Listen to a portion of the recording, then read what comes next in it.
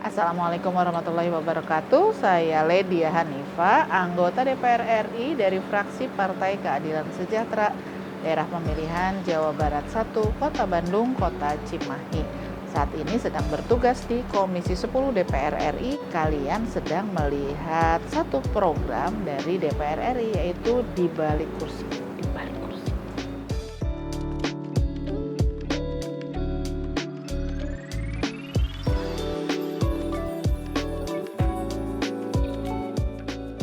Awal mulanya jadi anggota dewan, ya ikut pemilu dulu.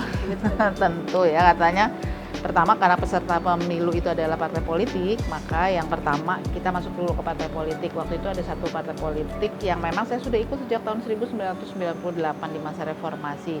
Dulu namanya Partai Keadilan, kemudian karena ada parliamentary threshold yang tidak tembus, kemudian membentuk lagi Partai Keadilan Sejahtera, dan terus saya terus bergabung sampai sekarang, alhamdulillah. Nah, waktu itu memang aktifnya lebih banyak di NGO, non-government organization. Ketika melakukan banyak kegiatan, kok ternyata ada hal-hal yang nggak bisa ya ditembus kalau kita nggak bikin regulasinya. Yang bikin regulasi kan nggak bisa kita mama gitu kan, nggak bisa sembarangan, berarti kan harus dibuat, disusun melalui pemerintahan atau DPR. Jadi harus ada orang yang masuk DPR, maka kemudian memutuskan untuk masuk ke DPR RI tahun 2009. Enggak sih, sebenarnya udah mulai ikut kampanye itu tahun 2004, tapi untuk Provinsi Jawa Barat, dapilnya waktu itu Depok. Tapi setelah 2009, dapilnya ke Kota Bandung, Kota Cimahi untuk DPR RI. Jadi sebenarnya kakek saya itu anggota konstituante tahun 55 ya waktu itu. Nah, cucunya satu-satunya yang ke politik saya. Dari kecil memang kita berorganisasi, dan kelas 4 SD itu saya sudah menamatkan autobiografi kakek saya yang dikasih judul Tapak Kuring Ngaliwat. Kalau itu bahasa Sunda ya, bahasa Indonesianya itu jejak kaki saya, jejak kaki lewat yang saya lewati gitu ya. Jadi memang beliau menulis dalam keadaan sudah pernah stroke. Jadi sambil latihan, dulu kan zamannya mesin ketik ya, mesin ketik zaman dulu yang masih bunyi tik tik tik tik tik gitu. Nggak tahu pada ngamal alamin apa enggak tuh ya. Yang memang otot tangan itu harus kuat dan nggak bisa dihapus. Kalau pakai komputer kan kalau salah bisa tinggal delete gitu. Ini mah kan nggak bisa. Jadi dia harus mundur, harus kadang-kadang harus ganti kalau terlalu banyak salah gitu ya. Nah, pada saat itu beliau banyak menceritakan, terus saya memutuskan saya harus jadi orang yang bisa memberi manfaat bagi orang lain. Nah, kemudian suasana tumbuh kembang itu juga satu jalur gitu ya. Jadi orang tua saya tuh memberikan kebebasan bagi anak-anaknya untuk ikut kegiatan. Jadi dari awal tuh saya milih SMP karena pingin ikut pramuka. Ada kan kalau zaman dulu kan pramuka nggak wajib, boleh pilih mana yang menyelenggarakan. Yang pramukanya katanya bagus, ada satu sekolah dekat rumah yang posisinya waktu itu di belakang pasar, di belakang kuburan. Seru kan di Jakarta waktu itu. Jadi kalau pagi berangkat sekolah barengan sama yang belanja, paling kita lewat gang-gang ya supaya nggak barengan. Ibu-ibu itu kalau telat kan buru-buru kan lewatin pasar gitu. Kalau pulang kita pasti lewat pasar itu. Nah, jadi itu yang dipilih. Jadi memang kecenderungannya sejak kecil pada kegiatan-kegiatan sosial gitu. Karena di DPR itu nggak ada yang persis sama dengan yang kita mau gitu, nggak selalu ketiplek gitu ya, nggak sama kan.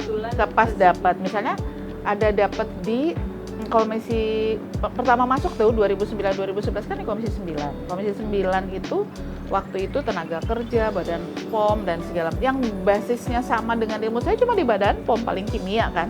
Tapi ada ada kesehatan, ada itu. Jadi kalau waktu itu perdebatannya gini, kami nih kata orang-orang Menteri Kesehatan ya, kami udah lama jadi dokter. Saya nggak mau kalah gitu, saya udah lama jadi pasien. Bab ngantri duluan kita pasien, tapi kalau bab itu bab pemeriksaan gitu, dokter dan lain sebagainya. Nah, karena memang sejak kecilnya kecenderungannya ke sana, jadi memang ada banyak hal yang terus ya udah kita lebih suka untuk gini membela kepentingan masyarakat yang ada di situ di sektor sosial gitu ya, kesejahteraan sosial. Karena ternyata banyak yang tidak paham regulasi yang sebetulnya itu hak mereka yang harusnya bisa dipenuhi gitu. Kita tuh advokasinya jadi lebih enak ya, lebih enak karena memberikan edukasi gitu ke masyarakat.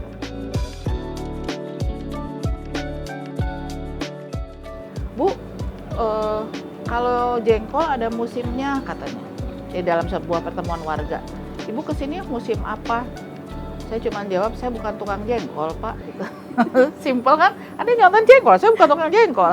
Kita jelasin lagi kenapa kita maju segala macam gitulah. Godaan-godaan untuk itu ada trap gitu ya. Tapi kalau kita bisa mengalihkan itu jauh lebih bagus. Kan ada orang-orang yang memang akhirnya provokasinya tuh supaya milih tuh kalau dia ngasih sesuatu tapi sambil dijebak tuh di videoin gitu waktu zaman udah mulai video ya. Tapi kalau yang sebelumnya tuh ada Pak RW, karena waktu di 2009 itu saya ninggalin foto dulu kan ada telepon lokal ya, nama dulu tuh nyebut merek boleh nggak ya? Dulu tuh ada Asia, udah nggak ada kan sekarang. Asia udah kan kita sebarkan terus dia telepon. Bu bisa kesini nggak? Pak ini udah malam Pak, udah jam 9, saya bilang. Nggak, ini warga nunggu dan kita datang terus habis itu udah selesai pertemuan ya, udah selesai jam 10, udah ngantuk segala macam. Terus kata Pak RW, alhamdulillah ternyata orangnya ada. Jadi karena waktu itu kan belum sosial media, belum musim sosial media, jadi saya naruh kayak leaflet, terus tapi ada short biografi. Nah short bio dan tulisannya gini, ulah milih Ledia mun henteu cop kana hate, jangan pilih Ledia kalau nggak kena di hati. Terus ada biodatanya, short biodata. Terus itu yang mungkin bikin mereka penasaran gitu. Terus oh iya orangnya ada, ternyata benar. Terus kita berkomunikasi. Pas hari H-nya itu 2009 ada yang nelpon. Ini beneran Bu, emang nanti kan saya menulis dan saya punya surat personal yang dibagikan ke masyarakat, ke rumah-rumah. Jadi itu saya bilang gini, saya akan memperjuangkan kepentingan bidang pendidikan, kesehatan dan lingkungan, dan memperjuangkan kepentingan perempuan, keluarga dan anak. Ditelepon, Bu, jadi kalau bapak-bapak nggak diperjuangkan, yang telepon bapak-bapak, bahkan bapak teh keluarga gitu ya. Jadi akhirnya udah masuk. Terus yang berikutnya yang membuat saya bahagia itu 2014-2019 PKS itu yang terpilih hanya seorang perempuan, cuma saya sendiri gitu. Tapi di 2019 dapat 28 orang, alhamdulillah. Terus ada yang PAW jadi 9. Nah sekarang 9, alhamdulillah, mudah-mudahan ke depan makin banyak lagi yang perempuan-perempuan alat PKS-nya.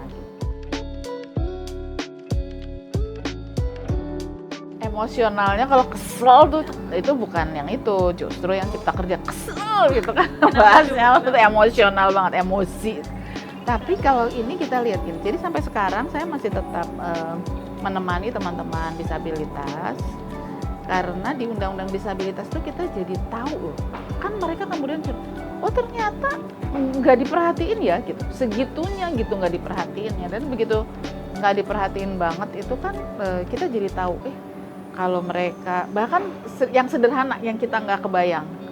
Jadi kalau misalnya yang tuli perempuan sholat jamaah, terus kan biasa kalau di masjid kan suka dibedain kan laki perempuan atau mungkin pakai tirai.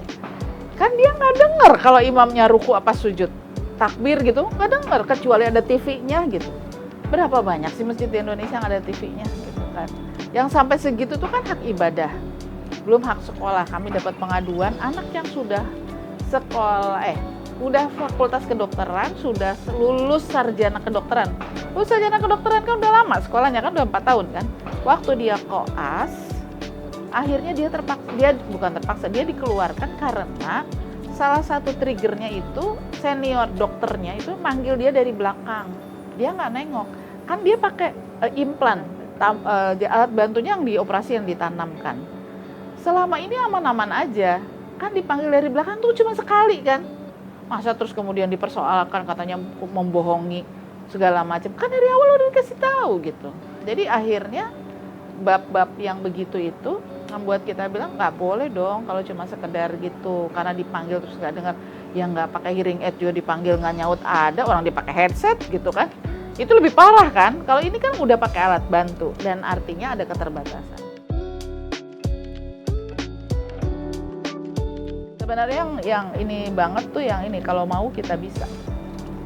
Yang pertama, kalau yang kedua, ketiga, keempat itu kan lebih kepada pengalaman gitu ya kan, terus atau juga bahan-bahan yang kita bahas, rapat serius banget gitu. Yang agak-agak kurang serius tuh yang justru yang pertama, kalau mau kita bisa. Itu 1,5 tahun, bukan 1,5 tahun setelah jadi anggota dewan gitu. Periode pendek kan sebetulnya. Tadinya tuh kenapa itu ditulis supaya teman-teman perempuan itu bisa ngambil pelajaran lah istilahnya gitu ya, bahwa jadi caleg, jadi alet itu nggak mesti sama kayak yang biasa-biasanya gitu, misalnya bapak-bapak harus gimana gitu, bisa kok dengan cara yang lain gitu maksudnya. Dan itu nggak menakutkan, happy lah gitu istilahnya kan, nggak, karena di situ diceritakan gimana interaksi kita, terus kemudian ada banyak orang-orang yang ikhlas, yang baik, yang ngebantuin kita. Benar atau tidak, buku Menata Jaminan Halal di Indonesia diterbitkan pada tahun 2021? Ya, benar? 2016. Betul. Oke, yang kedua Ibu. Benar atau tidak, semasa di PKS, Ledia mengaktifkan lebih dari 4.500 pos wanita keadilan di seluruh provinsi Indonesia? Ya, itu ketika saya jadi ketua DPP bidang dulu namanya kewanitaan tahun 2005 sampai 2010. Itu gimana tuh Bu? Jadi kita bikin small group ibu-ibu.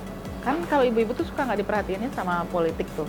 Jadi mulainya membangun, dan ibu-ibu nggak mau kalau dibilang politik. Pasti dari awal dulu kita bikin semacam kumpulan ibu-ibu yang belajar agama, belajar sosial, belajar ilmu politik, belajar pendidikan keluarga, belajar kesehatan keluarga. Sampai kemudian awareness, dipertemukan dengan tokoh-tokoh politik, sampai akhirnya kemudian ditawarkan mau ikut PKS apa enggak gitu. Nah itu karena punya teman-teman, alhamdulillah struktur PKS ada di seluruh daerah, maka ada daerah-daerah yang oh ini kader PKS-nya nggak banyak, ya udah satu aja gitu. Ada di NTB misalnya kita dorong cuma satu jadinya 29 gitu. Jadi makanya luar biasa ada ya. Akhirnya kan semangat gitu kan mereka karena dapat apa? Oh iya, perempuan ternyata bisa kok di politik gitu. Oke, benar atau tidak, Bandung resmi menjadi kota pada tanggal 25 September tahun 1810? Oh ya, kemarin tuh udah 250 tahun ya gitu. Iyalah gitu. Benar. Oke, Ibu, benar atau tidak, di tahun 2025 kota Cimahi berusia 25? Ya, benar? Kan dia baru ada itu tahun 2007 ya, baru ada 2007 kan Cimahinya. Ya, benar atau tidak, Museum Asia Afrika berada di Jalan Dago Atas? Betul. Asia Afrika itu ada di Medan Merdeka. Ya, betul. Medan Merdeka, salah. Jalan Asia Afrika di Gedung Merdeka. Benar atau tidak, Ibu Ledia mulai aktif kegiatan sosial sejak duduk di bangku SMA? SMP. Karena seneng gitu kayaknya kalau ngebantuin teman-teman. Terus saya tuh pernah ditampar guru gara-gara saya menjalankan tugas dari guru yang lain. Jadi guru lainnya nggak pernah ngajar saya, tapi ada satu siswa udah kelas 3 SMP 2 bulan nggak masuk, pada udah mau ujian. Dulu kan ada ujian nasional kan, Eptanas dulu mah. Kelihatan tuh sama Pak Guru, kamu nggak pulang ke rumah gitu. Besok paginya tuh kan, kemana kamu?